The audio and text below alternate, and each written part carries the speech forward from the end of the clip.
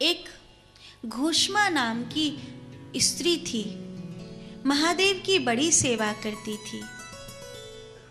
सुदेहा और सुधर्मा इन दोनों की कोई संतान नहीं हुई, तो सुदेहा ने अपनी बहन घूष्मा का विवाह अपने पति सुधर्मा के साथ करा दिया। घूष्मा के एक बेटा हुआ। घूष्मा अभी भी पार्थिव शिवलिंग बनाती है और पूजा करती है, लेकिन सुदेहा जो एक चंचल नारी थी, एक अधैर्य से भरी हुई नारी थी, उसको ऐसा लगने लगा कि मैंने अपनी बहन घूष्मा का विवाह अपने पति से करा दिया, मुझे तो कुछ भी नहीं मिला, मेरा तो पति भी गया, बच्चा भी इसका ही है, मुझे क्या मिला, मुझे तो कुछ नहीं मिला। और उस धीरे धीरे मन में कुढ़ने लगी। एक दिन इतना ज़्यादा नाराज हो गई कि उसने अति से ज़्यादा दुखी होकर के घूष्मा के लड़के को पानी में डुबो दिया। घूष्मा का लड़का मर गया, घूष्मा का बेटा मर गया, घूष्मा का बेटा मर गया। जब ये बात चारों तरफ हल्ला हुई, घूष्मा एक भावुक स्त्री है, आज भी वो रोज की तरह शिव की पूजा कर रही है।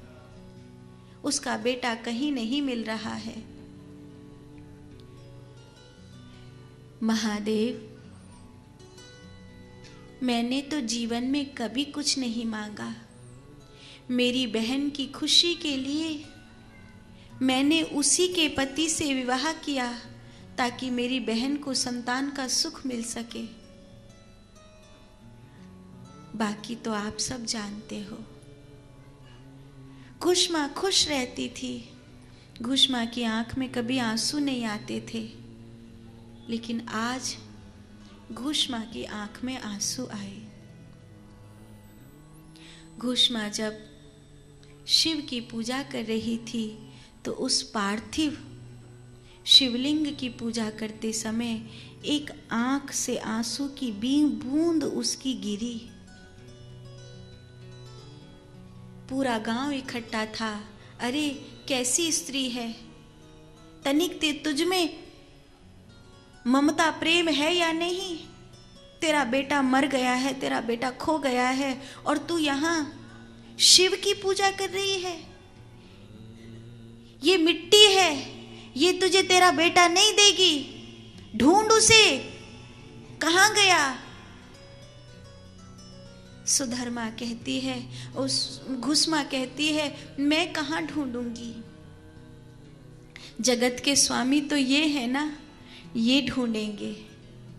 और जब भरोसे के साथ घूष्मा ने अपना सर्वस्व समर्पित कर दिया, तब महादेव उस नदी में से जिसमें सुदेहा ने उसके पुत्र को डुबोया था, उसमें से उसके पुत्र को निकाल करके लेकर के आए और कहा, यही शिवलिंग जिस पर तेरे आंसू की बूंद गिरी है, जिसको सारे गांव ने मिट्टी कहकर बुलाया है, यही शिवलिंग करोड़ों वर्ष तक घूष्मेश्वर ज्योतिर्लिंग के रूप में जाना जाएगा।